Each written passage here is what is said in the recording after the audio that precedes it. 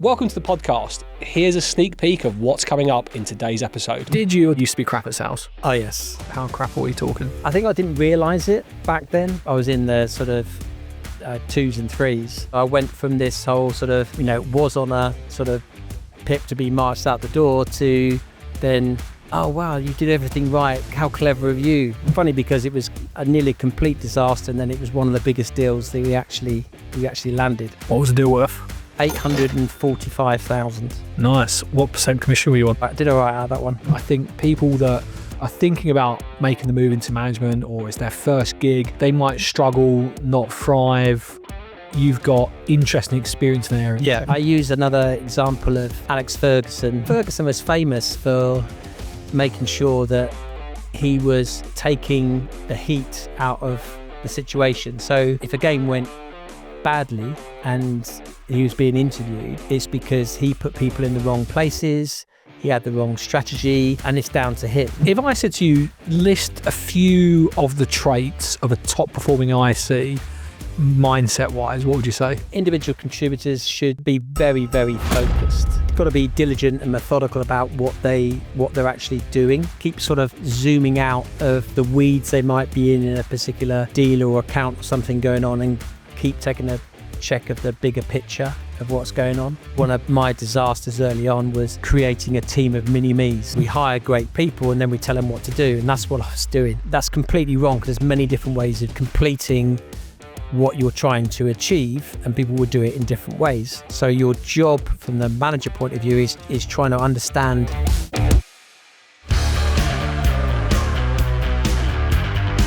Hello and welcome to another episode of the I Used to Be Crap at Sales podcast. I'm your host, Mark Akers, the co-founder and head of sales here at My Sales Coach. We called the podcast that because it's true and all of our guests say the same. Today's episode, we're going to focus on what it's like being a first-time sales leader. So if you're thinking of making the move, or you are in a first-time sales leadership role, this episode is for you. And here's who I'm joined by.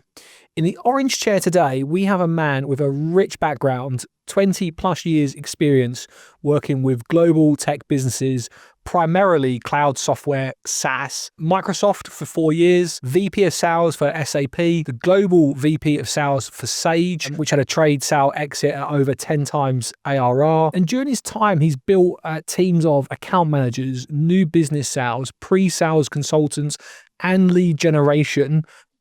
And on top of all of that, he's a My Sales Coach coach. This episode is going to be full of wisdom, I can tell. My guest today is Alan Clark. Alan, welcome to the Orange Chairs and to Newcastle. How are you? I'm really good, thank you. And these are fantastically comfortable, if not a little warm. It is a bit warm in here, but you don't have to wear a jumper, so you're okay. In terms of this episode, we always start with a yes/no question. Sure. Did you or did you not used to be crap at sales? Oh, yes, I was. I mean, that could be borne out by a couple of pips. Those that don't know what a pip is hopefully you won't ever experience one. So yeah, I've been crap at sales. And how crap are we talking on a scale of 1 to 10? 10 being elite, 1 being crap. How crap are we talking? Pretty crap. I was in the sort of twos and threes. Yeah, it was pretty low to start with. Often guests have just a funny story, a howler, a big mistake they've made in their career. Yeah. Share one with us. I was alluding to the fact that I've seen a lot of people fail in that because they've gone about it without realizing why they really want it, and they feel like it's just a natural progression step. It's kind of a promotion, and I think too many people really go into it without understanding what's involved, and that it's a completely different job. I really enjoy talking to aspiring managers, getting under the skin of why they really want to actually do it. Right.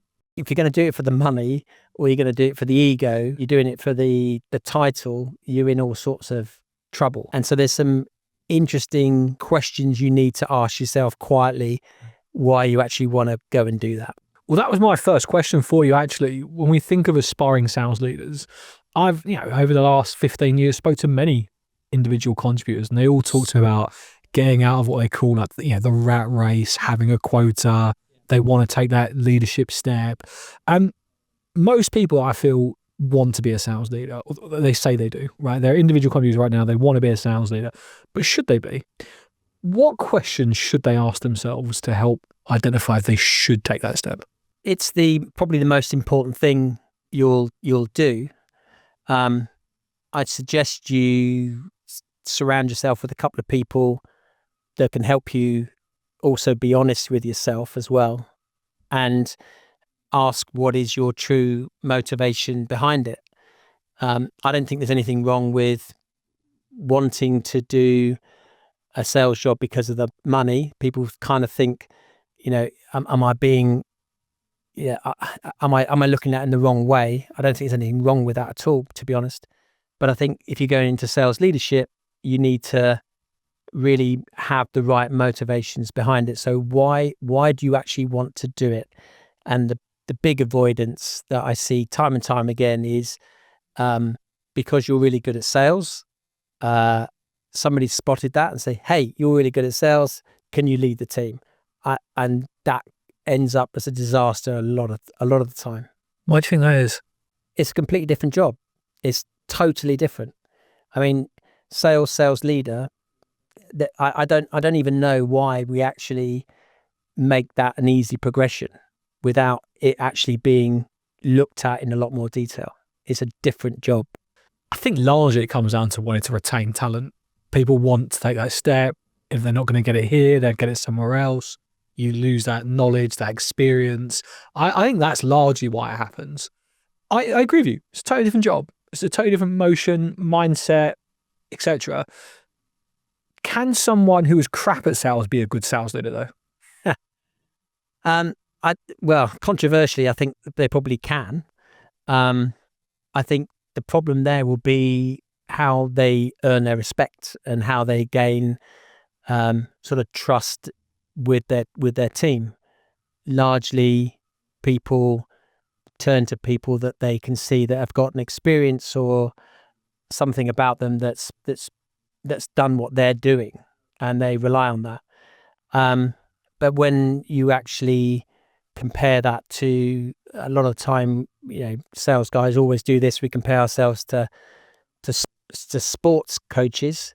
Some of the best sports coaches weren't the best footballers or rugby players or tennis people themselves, but they've learned something else. So I think, to answer your question, can you be crap and be a good manager?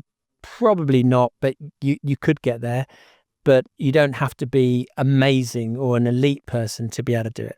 It feels like you need to use your energy to play the sport. Yeah. Oh gosh, yeah. You need to have done something in it, and you need to be able to carry some kind of experience and value and yeah. The big thing is about experience. People latch onto that because of the trust behind it.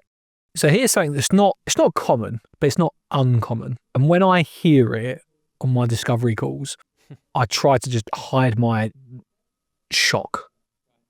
Marketing managers being responsible for sales teams. What do you think? Are we still live? Say it as it is. There's no... No. No, I agree. It's typically SDRs. SDRs feed into marketing because they're working on the leads, etc. But I've never understood that motion at all, and I think it's crazy. And no disrespect to marketeers, but it's a different kind of job. These jobs have got to gel together. Yeah. They've got to jigsaw into each other, if you like. But I think,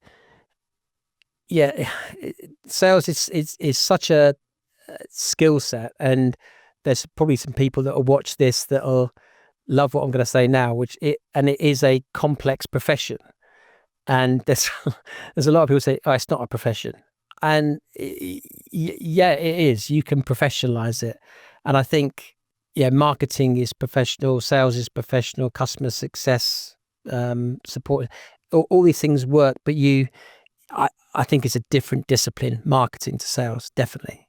Totally agree. What are some of the misconceptions aspiring sales leaders have about the role of a sales leader? I think the first one that springs straight to mind is that you're going to be the boss. You're now running things. You're now you're now the leader, the boss. You're going to control stuff, and it's actually the flip of that. I even talk to people about this, where if that's one of the things you think it's going to be, you've got 180 degrees wrong, and actually you need to turn that on its head. You're suddenly the support person for the team. You're the individual that's going to help them to be successful. You're also the person that's going to protect them from what comes down the hill from the C-suite and the execs in the business as well. So if you think you're suddenly the boss, you're not. In fact, you've just completely twisted that around. And you said to me that when people do make the move to sales leader, they don't always have all the details before signing up. Yeah. Is that what you're referring to there, or is there more details that you're referring to? I think that's the main details behind it, but it's also how to act in that role as well. I use another example of Alex Ferguson, who I know I'm in Newcastle, but you're in good company here, the greatest football manager in the world. So, but Ferguson was famous for making sure that he was taking the heat out of the situation. So if a game went badly and he was being interviewed, it's because he put people in the wrong places, he had the wrong strategy, he shouldn't have put so-and-so in a certain position, and it's down to him. Or the refs. Or the refs, yeah, that's another option. But the flip is also true. So if they walk away from a game, I don't know, 2-3-0 up or whatever, he would never take that glory. Whoever scored or whatever, it was the setup and how they played together, how they made space for each other. So it's always put back on them. And I think that's a really great way of explaining how the sales management works. I'm guessing you may have read it, because obviously you've referenced Alex Ferguson, but I think one of the best leadership books I've read is Alex Ferguson's book called Leading. Yeah. It was co-written with a chap called Michael. His last name began with a K. But I read that book a long time ago, and it made me realise he's not just the greatest football manager that ever lived.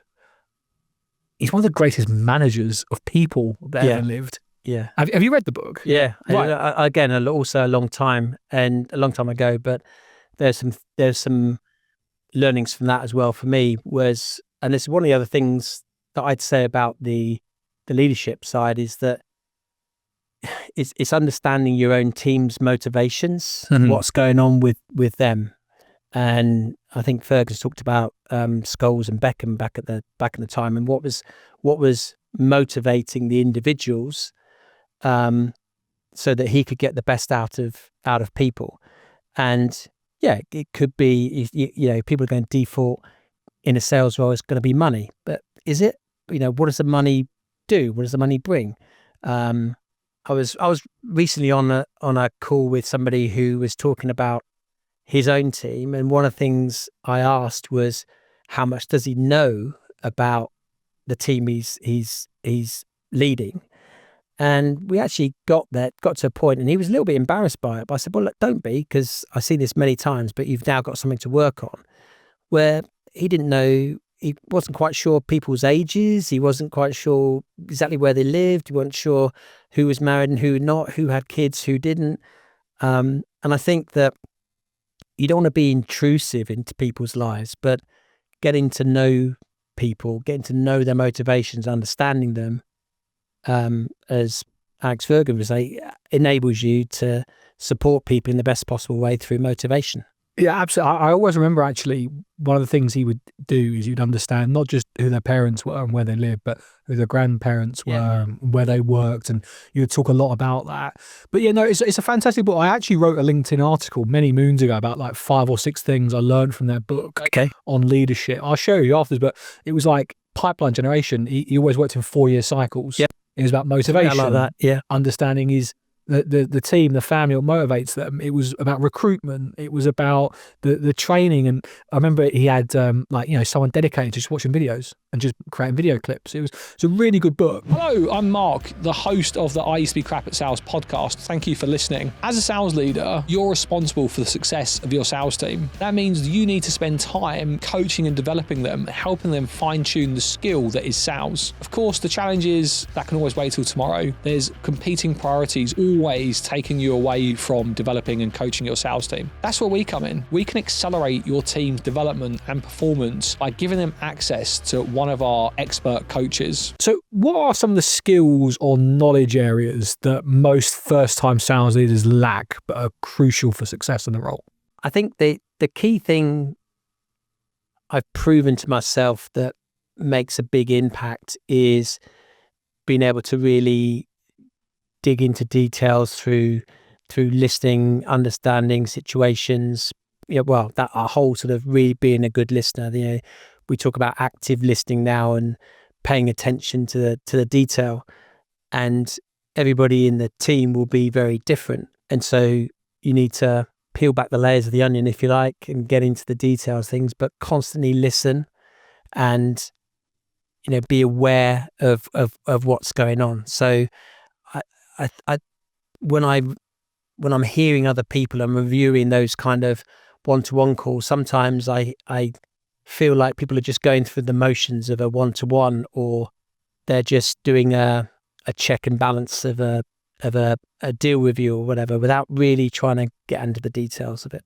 People skills then? Is that what you feel like? It's people skills, but it's kind of it's being prepared to go to extra levels of detail on your questioning that really unpack what's going on, and therefore then how you can help, how you can coach, how you can work with them on that basis. Because if it's too superficial, then you're really going to struggle. You are really going to struggle. Can you give me an example of where perhaps a conversation might take place where it's superficial, and an example of where a sales leader can dig deeper and get to the truth? And we can role play if you want.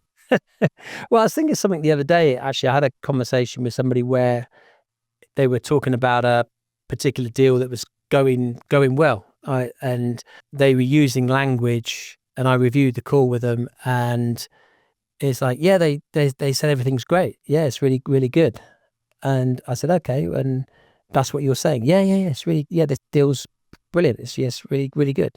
And the guy was saying, okay, so it's on track and everything. Yep, it's on track, whatever. And so when we reviewed it afterwards, I was saying, well, what does great mean? What does on track mean?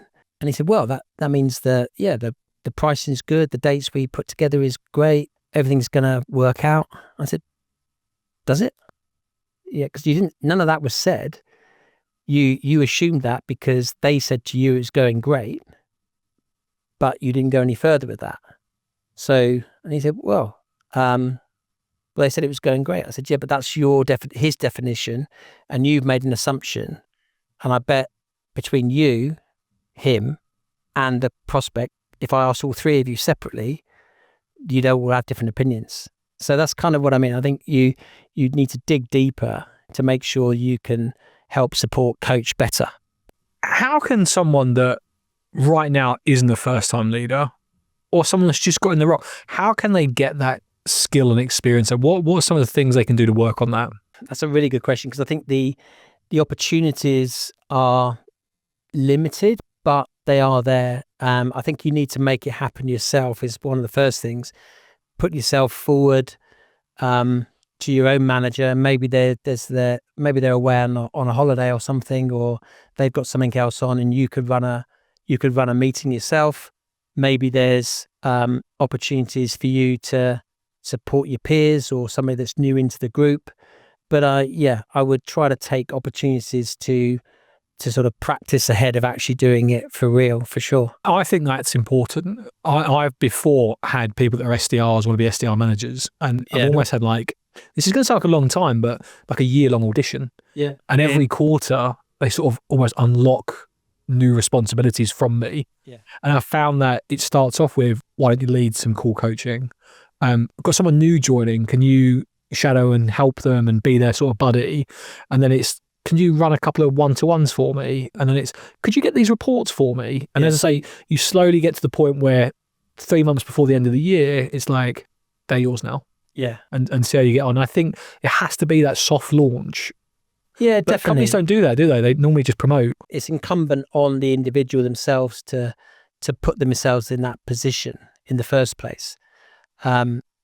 Personally, I've liked it when, reports of mine have come forward and said they actually want that responsibility as well. So what I would say to people is if you are considering that path, and again, check your reasons first of all, but if you are considering that path, then, put yourself forward for those sort of opportunities. Make sure that your own manager is aware of that. And I think that they would appreciate that as well. And it makes their life a little bit more interesting and maybe even easier. You've just taken a burden off somebody. That's always a great question that I've coached people myself to ask their manager. Is there anything I can do to help you? Yeah. What can I take off your plate? And you start off with, I know when people have asked me this question, you start off by giving them the shit stuff, right? But when they start doing a good job, you start giving them more and more and more. And before they realize it, they're a go-to person. Yeah, and I think that's a great question for anybody to ask their manager in a one-to-one. How's your day going? How's your week going? What's keeping you busy? Is there anything I can take off your plate? Yeah. Even if you're terrified, they'll say yes because you won't know how to do it. They've asked you to do it. You need some help, and that's a great way to learn. I think you could also not just ask them what. I think you could also offer up your opinion and a specific offer. So rather than just saying, "Is there anything I can help with?" You say, "Look, I know you've got a lot on your plate at the moment. You've got those reports you're trying to do for the exec. We've got a pipeline review meeting. I could run that for you if you want. I could try and help with that. Would that be useful?" Yeah. Be specific. Be pushy. And that same tactic works at any level. Yeah. If you're even a first-time manager now, that works if you want to go to the next level. Absolutely. Talking about mindsets, if I said to you, list a few of the traits of a top-performing IC mindset-wise, what would you say? Individual contributors should be very, very focused. Okay, so very focused. You've got to be diligent and methodical about what they're actually doing. Okay. And I think also keep sort of zooming out of the sort of the weeds they might be in a particular deal or account or something going on, and keep taking a check of the bigger picture of what's going on. And that one of the last things I'd say as well is just keep on qualifying. That's one of my little mantras to people I've worked with is, I've moved from the ABC of always be closing to always being qualifying.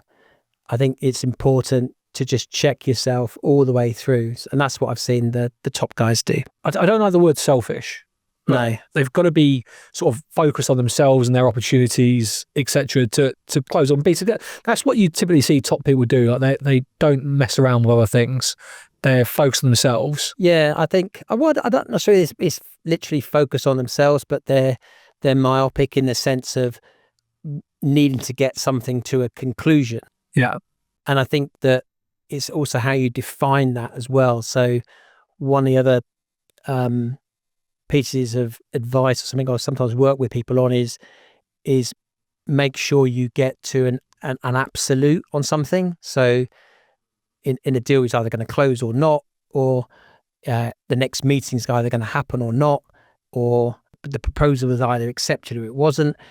I think really good top salespeople make sure they got to an absolute rather than, they thought it was okay and we're going to review it next week. And you had that continuousness going on. So we've got the traits of an IC now. Yeah. What are the traits of a successful manager? Yeah. I want to see how many overlap, you see. Yeah, so a few of those overlap, but it's more, for me, I think it's more the understanding of those. So you've got a team of different individuals.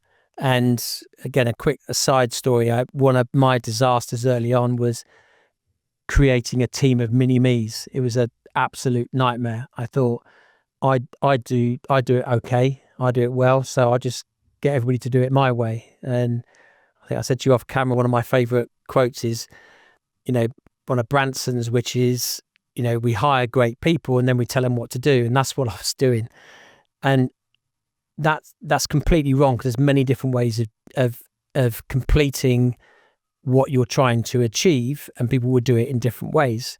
So your job from the manager point of view is trying to understand specifically where people's strengths and weaknesses, opportunities are, and supporting those specifically in those opportunities with those individuals, rather than just being focused on it, doing it one particular way.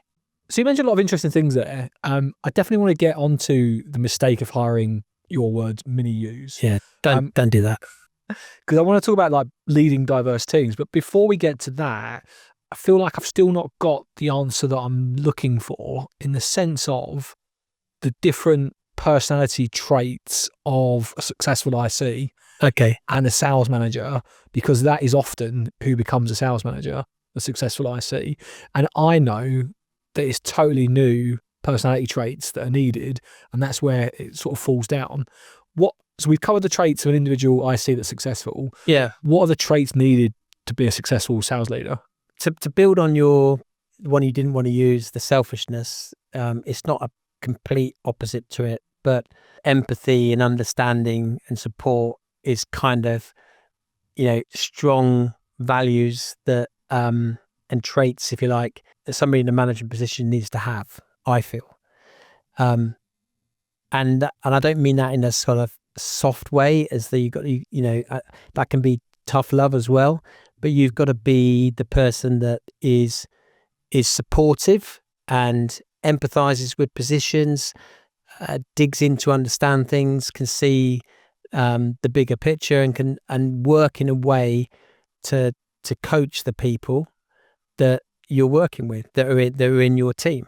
And so I think you've got, the ICs are completely myopically focused and, let's use it, selfish on what they're doing. But as a leader, you can't be. You've got to, you're looking at them, not the deal. You're looking at the team. You're looking at what the company's doing. You've got a wider set of responsibilities. Here's the difficulty that I'm seeing, and it's just a good conversation. Is empathy something that you either have or don't have, or is it something you can learn? Can you learn empathy? That's a great one. I'm not sure. I think you can become more empathetic over time, and I think you realize and understand the importance of that. But I would also say, actually, you probably need to be a little bit harder nosed when you're an IC yourself, and maybe there isn't as much empathy in that as a trait of an individual, but definitely you need to have that. And can you learn it? I think you'll become more empathetic as you get more experience, or older, if I'm allowed to say older, because that's how I think people naturally develop. They're more understanding of their environments. They're more empathetic about what's going on. It's just, in sales, every month, every quarter, there's targets to be hit. Yeah. There's pressure from every direction. Sure. Not only are you trying to bring in new logos, you're sometimes having to pick up the slack from churn, right? And that gets added to your target. It can be a hard time to have empathy when you feel like everything's against you and you're just living on that hamster wheel every month, every quarter. And empathy doesn't help you when you're forecasting deals and putting numbers across to the people above you. I can see why sales leaders struggle with that.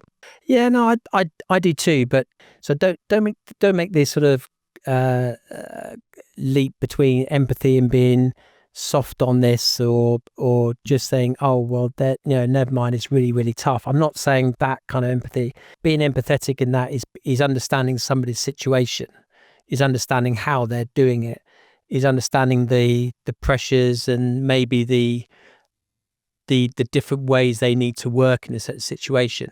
So by being more empathetic, you're understanding of the situation, and therefore you're then better positioned to help, support, coach, advise, whatever you need to do. but you can't do that unless you've really understood them at a pretty decent detailed level. And that's only harder when you're managing remote teams. What do you think would happen if your sales team had on-demand access to a sales expert, someone that wasn't their boss, someone that wasn't connected to the company goal, someone that was simply there to help them grow and develop their skill set? What do you think would happen to your sales team if they could have that time with a sales expert whenever they needed it? What results do you think you would see? Why not find out? Speak to my sales coach and we'll share how we can help. Yeah, I struggle with the whole thing about remote teams, maybe because, I don't know, I'm a Gen Xer and I like being out in front of people more, and everything's moving to Zoom. I've managed to adjust my own kind of work, but I do find that being in front of people, trying to have that opportunity is really, really important. So actually it's good that you mentioned that. I think that, where you can, just get out in front of people and talk to people. I was actually talking to my son yesterday about this. He's 25. He's in a sales role himself now, and one of the things he said to me was about different communication channels, and there was a situation which was going back and forth over email 3 or 4 times. Just pick up the phone. And he picked up the phone, and I was thinking like, oh, hallelujah. He just, and he said, yeah, just pick up the phone, just talk to him. I went, yes. And I think that, talk to people, meet with people, get in front of people. That's when that happens. And the story he told was the individual in the email was really cross about something that had happened in the business. Nothing to do with him. It was a support call or something. And the support guy said, well, I need this information. And he said, well, you've already got it. And this was going back and forth. And Oscar, my son, phoned him up and said, hey, I hear you're having a problem with this. Do you know what the first thing this guy said? He said, oh, Oscar, I'm so sorry. I probably was just, ranting at that poor guy. I didn't mean to do that. Thanks for calling. Yeah, we got a problem with so-and-so. He apologized straight away because he knew he was wrong. So I think, empathy can go a long way when you actually have a conversation, or you're in front of somebody, or you're talking to them. I totally agree. I always use the same example. You might have heard it, but just how the written word can be lost. Oh, yeah. So the sentence, have you heard of, is, I didn't say she stole the money. Have you heard of this example? I think I know where you're going with it. So basically that sentence, I didn't say she stole the money, you can emphasize any word and the sentence completely changes the meaning. Yeah. So pick a random word out of that sentence. Money. I didn't say she stole the money. Right. We know what I mean now. Yeah. Pick a different word. Say. I didn't say she stole the money. Totally different. Interesting. I reckon I've asked people to pick a word 100 times. Everyone always picks the word stole, but you went for money. No, because I knew that you probably knew that you wanted me to say stole. Yeah, but that's my point. When you're reading an email, you read it how you want to read it, not necessarily how it's been written. And this comes back down to being under pressure.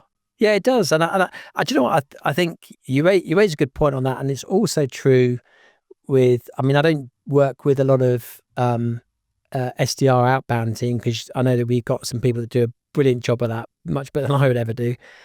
But one of the things that comes across when I have seen and listened to those conversations is also the tonality in what people do.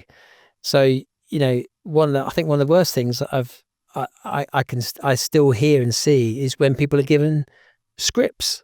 Unless you can get into a way of talking, get your tonality right, your pace, your cadence, everything going on, you could come across really, really awkward. You can tell when someone's reading from a script. Yeah. I believe you should have a script, but it's more how I would describe, if I was going to get in the car now with you and drive to Manchester, I could get you there, no bother. I've done that drive hundreds of times. I still have a sat nav on. Yeah. I don't stare at it because I'd crash. Sure. Because we'd be deep in conversation. I know I'd miss the exit because I'm not. So I sort of feel like script should be just that safety net, that checkpoint that you sort of just glance at when you need it. But yeah, when someone's sat reading from a script, kind of like this now, I've got stuff in front of me, but I'm not word for word. It's kind of makes me feel good. No, sure. But yeah, I see your point. So what are some of the common challenges then that first-time sales leaders face? Depends on the situation. I was working with somebody recently who moved into a leadership role where it was his peers that he was working with, and we're going through some conversations and exploring some ways of working that out, because one minute he's one of the boys and one of the gang and having some fun and whatever, and now he's the boss. And actually, first thing we went to, he said, well, you're not the boss, you've now just got a different job. But I think it's whether you're inheriting a team, whether you're growing a team, whether you've moved into a role in a different organization, there is a situational thing. So happy to talk about any of those, but I think they're all very different. Yeah, so I was just thinking, we recently had Carly Pledge on, right, and she spoke about inheriting a team. Yeah, okay. And the reality is, when you take a first-time manager role, it's normally one or the other. You either inherit a team because you've not been promoted internally, you've gone and taken a first-time manager job somewhere else, and a team exists. Obviously, it could be you're the first hire, boots in the ground, all that, but typically you inherit it. Or you go from being one of the team to managing the team. Let's talk about that, because that is, I would say, probably more common, because a top performer gets promoted internally so they don't lose them. I've experienced this, going from being one of the group to managing the group. And I've had my own difficulties there, where I felt like all of a sudden I shouldn't stay out for those beers. I should go home and let the team have their fun. I've realised there's Slack channels that I'm no longer invited to. But talk to me, what's that like when you go from being the IC to the manager of that team, and what can managers expect? Before I answer that, I'm intrigued. Why did you feel like you couldn't go out for the beers? I've changed since. Okay. It wasn't I felt like I couldn't go out. I felt like they couldn't let their hair down if I was there. And I felt like if I went away, that's when they could properly just say what they were thinking, talk amongst themselves. And I don't know, that was a me thing. Well, they didn't see you as the senior credit card holder for the drinks. They all had Clios. No, I think it's a really important question, because your role has changed within that group dynamic, right? Yeah. I think it's also similar, if people can reference it to, you becoming the captain of the team when you have that opportunity and you against the players. So you're still playing in the team, but now you're the captain. You might make in some of the decisions. So if you're moving into that role rather than inheriting, you know your team, you know your individuals, because you've been working with them for quite a while already. So you'll have a good understanding of them. So if you're inheriting, I'd say that you just don't do a lot for a little while. You just watch and think. And I think that's what Carly said about it as well, right? Oh, you're a listener of the podcast? I do, yeah. What's your favourite episode? The worst UK sales. What's his name? Not the worst. He's the most hated. Hated. That's quite different. Go on. I'm sorry. The most hated sales was Benjamin. Yeah, he'd have a very different business if he was labelling himself as the worst sales trainer. Yeah, don't label yourself as that.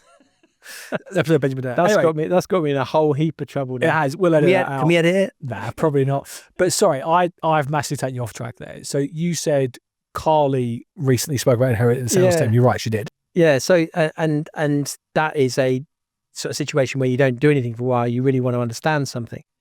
But if you're becoming that leader of that team, you probably know people's situations, and I think that's when you know where people are likely to be good, lacking, need support, whatever, because you've observed it yourself. And I think the key thing for me when that's happened it's only happened to me once actually, because I've moved, but I've made sure that I had permission to help people in certain ways. So let me unpack or explain that a little bit. So rather than jumping in with your ideas because you've seen something that could be fixed in a certain way, you really got to dig into or lean into your coaching mindset about how to do that.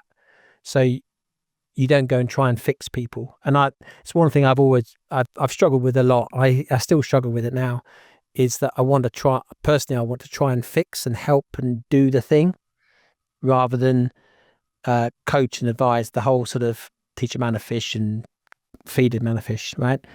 And I think that's the key to be able to do a great job with the people that you're already working with. Let's talk about when you start leading a team. You mentioned it earlier when I asked if you could do that role being crap at sales.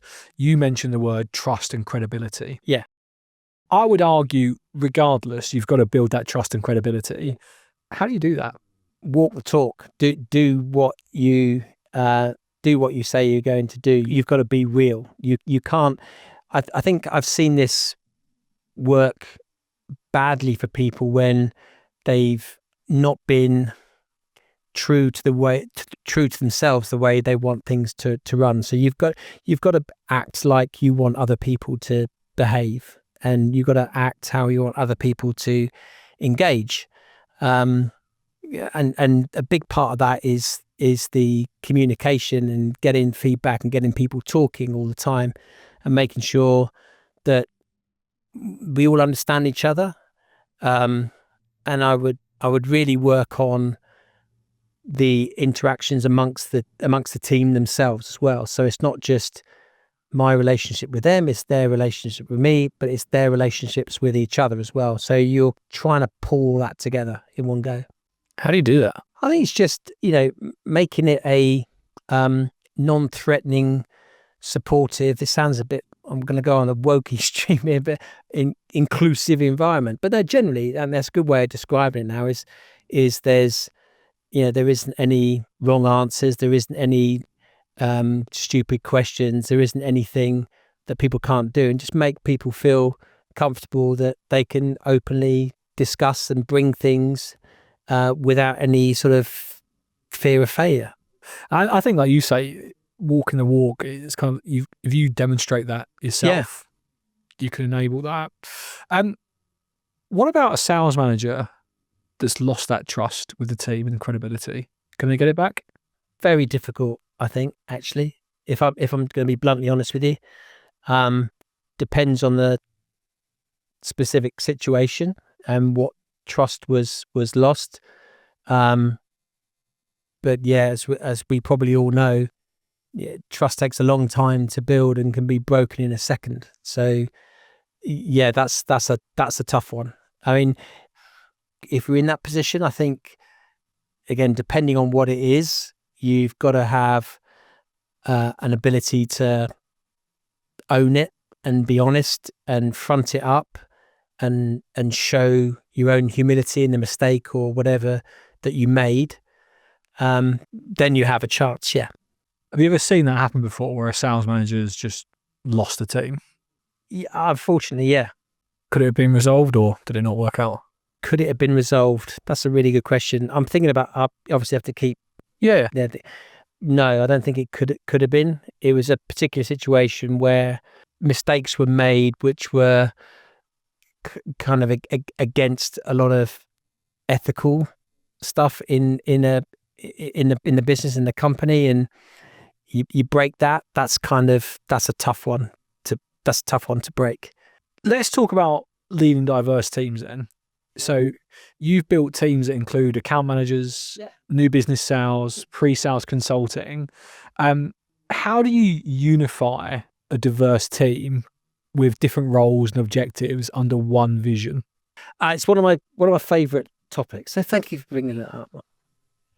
We had at Fair Sale, which you mentioned was the company that we sold on to Sage.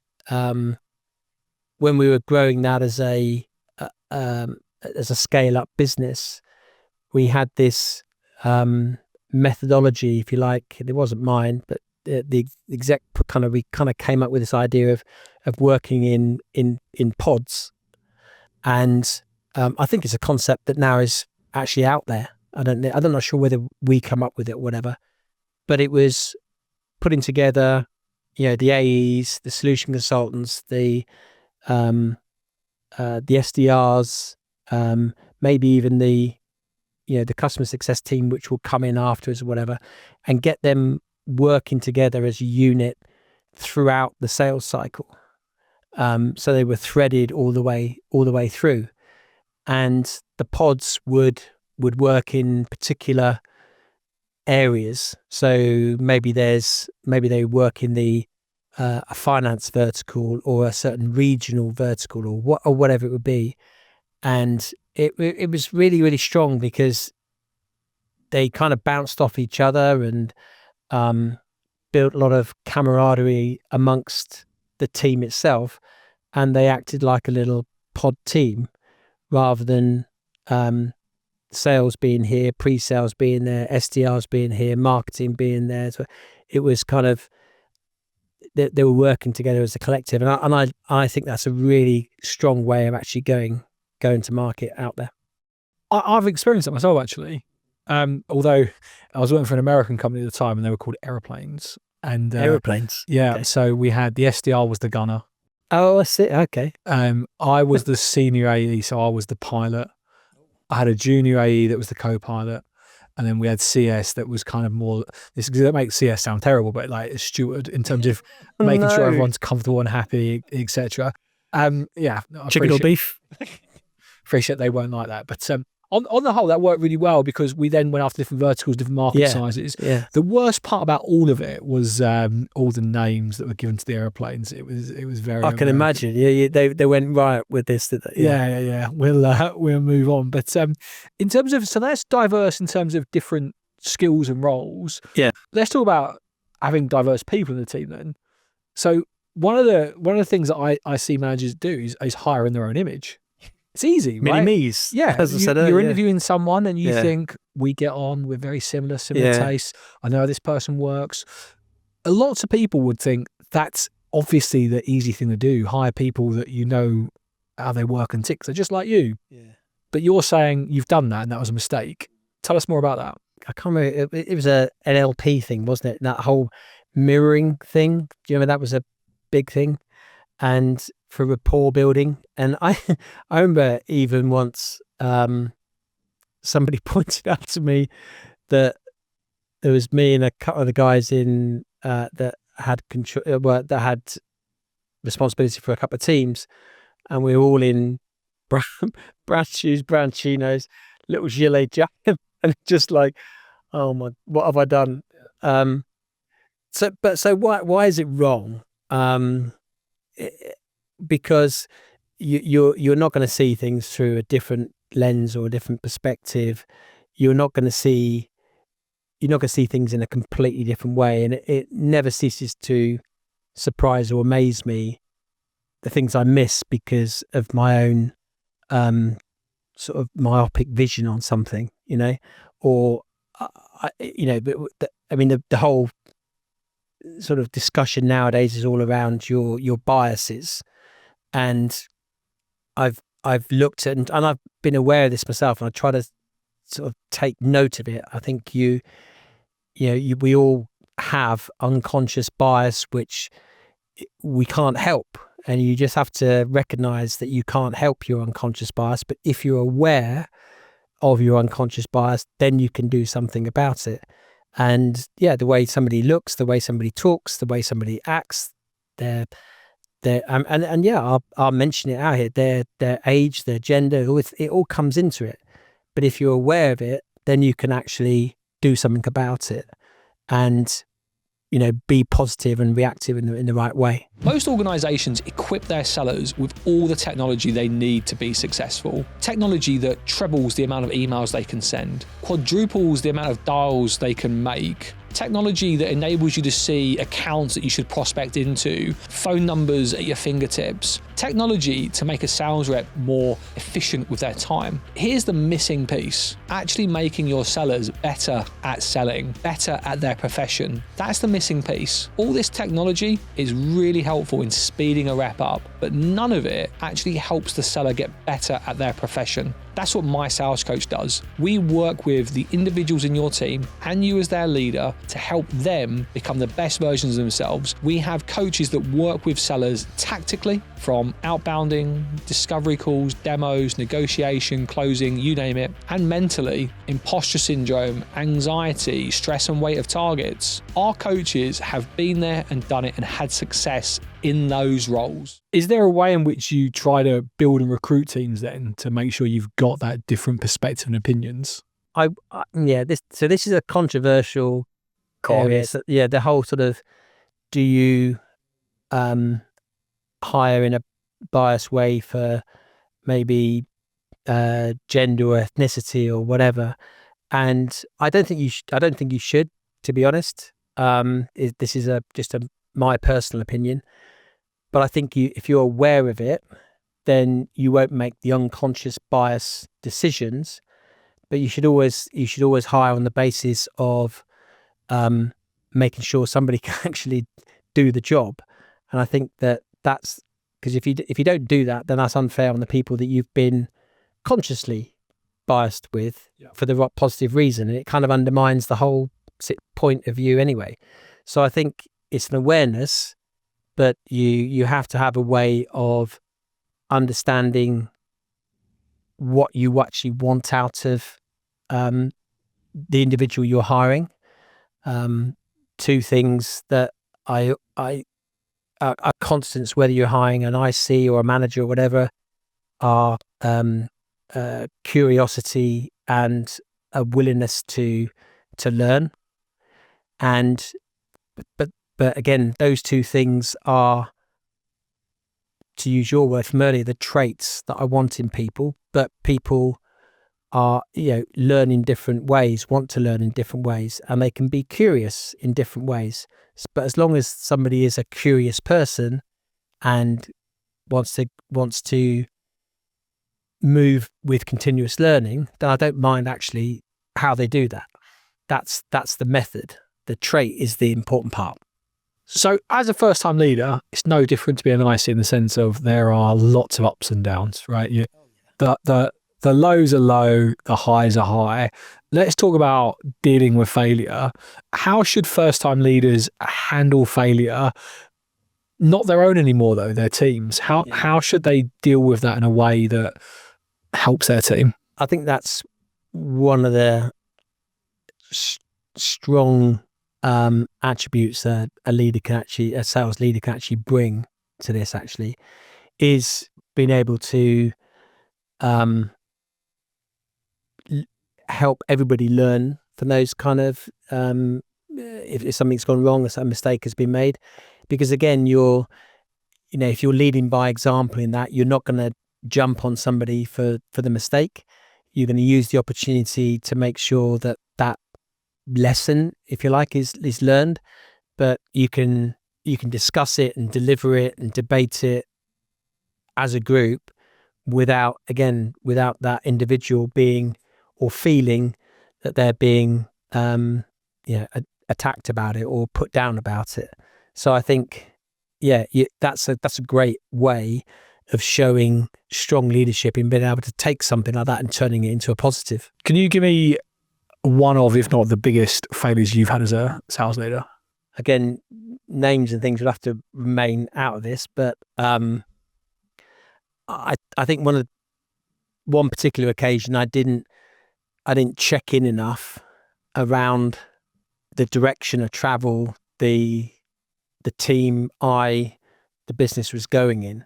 I made too many assumptions about the success we were having and how that success was being understood and received, and I didn't make enough checks with my own leadership about, is that true? And going back to that conversation we had earlier about the individual contributor in that way, it's that sort of need to sort of always be qualifying the deal. You should constantly qualify what you think. Well, what you're doing is what they think is the right thing as well. So I made a mistake and was too assumptive, and it was too late probably to turn it around when I realized it. So what was the fallout? We actually parted ways. Right. It wasn't acrimonious in any way. It was kind of more like, this is not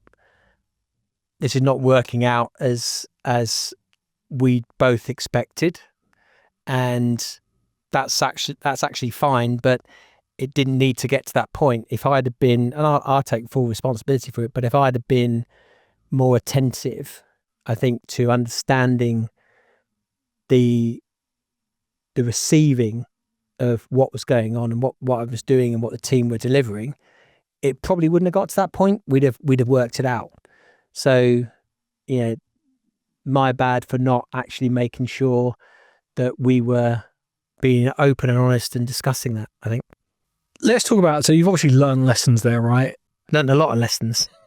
I think that's the thing when you're, any first time role, but when you're a sales leader and it's your first time in that role in particular, you're going to learn a lot. How important is it when you're in a leadership role to have a coach, someone that has walked in those shoes before, had the success that you want to have? How important is it to have a coach that you can work with as a sales leader? Vital. I would say that, wouldn't I? Because we're on the My Sales Coach podcast. Thank you for coming. But no, I think coaching is so important. And to use exactly your words, though, somebody that's been in your shoes, that's done it. And that's also actually kind of what I really enjoy from working with you guys as well, because you can see, I've seen people trip up and fail because they haven't got that access to somebody who's seen it and been there. And even if we can help a few people avoid some of those potholes, that's fantastic. And a coach is not there to make those decisions and tell you. It's not you're not training. I'm not training people to be a manager, but I'm a sounding board. I try to help people, and people have been fantastic coaches to me over the years, where I've kind of listened to their experiences, and you take sounding boards from different people. It's not just one person. That's the other thing I would say on this. And you make your own mark, but you've taken that coaching advice from somebody that has lived it, that's been there. And I think that's absolutely vital. Let's imagine someone's listened to this podcast. They're either wanting to be, or they are a sales leader first time, and they don't have a coach. And let's say it's because they don't feel like they should, or they're not ready to, or they're a little bit skeptical. Right. What would your message be? I think my message would be, how do you expect to learn something, understand something, get to a point of success without actually having any advice and coaching on what you're doing? I mean, you wouldn't jump into a car after reading a book on how to drive cars. You'd have a driving instructor. You wouldn't run out on a rugby field and start playing in a different position without actually having some coaching advice on how to do that. So I think, it's kind of, if you wouldn't do that, then not sure you've really understood the requirements of moving into a different role. And I think that if you do that on your own, you just put yourself into a much higher risk category. More sense? Well, because if you can work with somebody who's been there and done it, then you've got a reference point that's actually going to help you. If you're just going to do it off your own back, I just think that's more risky. You might be successful. You might be extremely observant. You might be able to consume all the how to be a manager books in a very valuable way, but I don't actually believe that. I think that you actually need somebody to have a two-way conversation, understand the details and get under the covers of it, rather than just reading and observing. Love that, Alan, and I think really well articulated. As we're getting close to the end, I want to talk about leadership styles. So Styles, right? Okay. there's different styles of leadership. What advice would you give to a new sales leader trying to develop their own leadership style and find their own sort of voice? How should they go about doing that? I don't want to trip upon that word that springs immediately to mind. To go, oh, be authentic. Well, of course you're going to be. You got to be you, right? But also like the recent podcast with Benjamin as well, where he was kind of saying, pretend, fake it till you make it, kind of thing as well.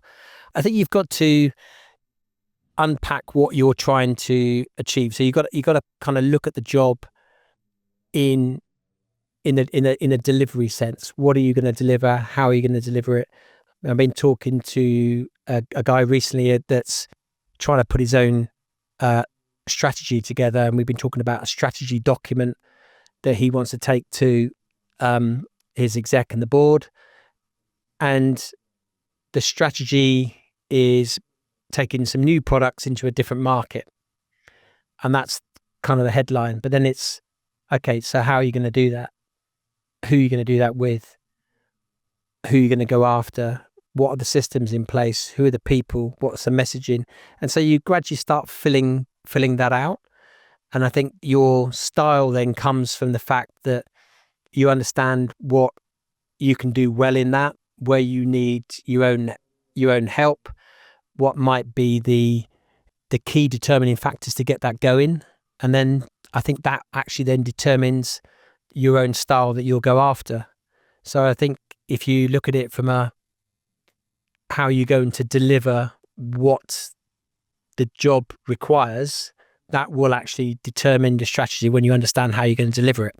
Alan, thank you so much for coming on. I've really enjoyed just focusing on one subject, which is aspiring sales leaders, first-time sales leaders, and what that world looks like. I know, as I say, I know it's my words, but it's true. Just such a rich history and level of experience there. I think anyone listening to this is going to take in a lot from this episode.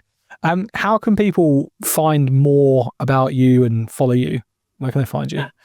Yeah, well, I should take some of my own advice really, but the website's still not up for me. I kind of work under the radar a bit, but I'm on LinkedIn. That's probably the easiest way to find me. There's just my own profile, which is Alan Clark, and then there's an Alan Clark Consulting profile. So yeah, you can find me on the LinkedIn or through you guys, because I do a lot of work with you guys now. So I was going to say, if anyone wants to have some actual coaching from you, we can match them up and they can get coaching for you from mysalescoach.com. Absolutely. Perfect. Alan, thanks for coming in, and great to have you in Newcastle. Thank you very much. Thank you.